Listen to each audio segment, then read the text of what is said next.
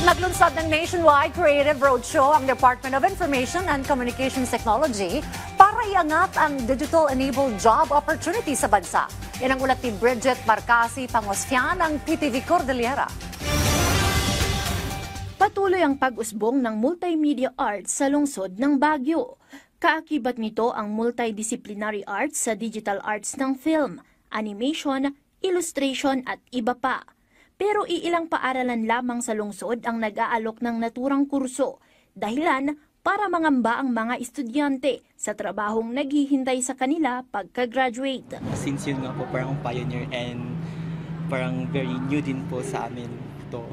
And parang hindi din po kasi ganun na-establish sa school namin. Pero I think that's a good thing because we can create more opportunity for the next batches of SLUMMA. Sa kabila nito, nagpapasalamat ang mga mag-aaral sa Department of Information and Communications dahil sa mga oportunidad na ipinagkaloob sa kanila sa pamamagitan ng Lakbay Likha Roadshow. This year dito makikita namin na parang may mga ganitong industries pa pala, we can apply our skills here and such. So I think that's also one good thing for this Lakbay Likha.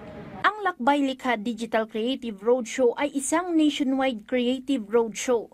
Tampok ang original content, animation at game development. Layon nitong isulong ang mga regional talents at magbukas ng bagong oportunidad para sa digital creative community. Target ng ahensya na makabuo ng 8 million digital-enabled jobs sa buong bansa hanggang 2028 kung saan kabahagi ang Cordillera Region. This is another event to showcase yung talents natin locally at yung mga opportunities for them, national and international. So dito sa Baguio, we are recognized by UNESCO as a creative city, but we are more than just arts and folks. So marami rin tayong creative minds in the digital landscape.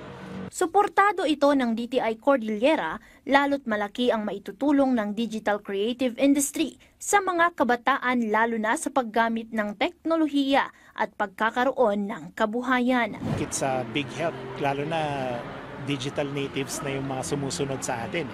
So kinakailangan turuan natin silang maging yung mga paghahawak ng pera, pagmamanage ng business nila, marketing themselves. Those are things that we can provide assistance by teaching them how to do it. Bridget Marcasi Pangosfian para sa Pambansang TV sa Bagong Pilipinas.